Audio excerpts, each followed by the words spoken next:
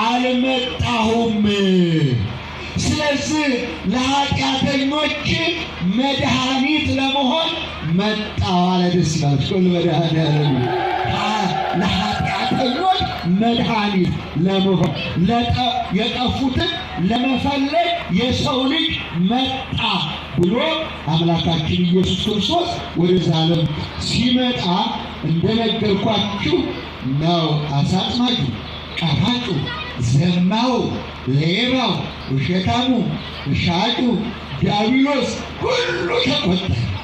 ይገርም ሁሉ ለመዳን ይመጣ። የሚገርማችሁ ይሁዳና እናቱ የተቆጠሩት ከትልቅ ኃጢአት ነው። ይሁዳ አባቱን ገድሏል፣ እናቱን አግብቷል። ሁለቱን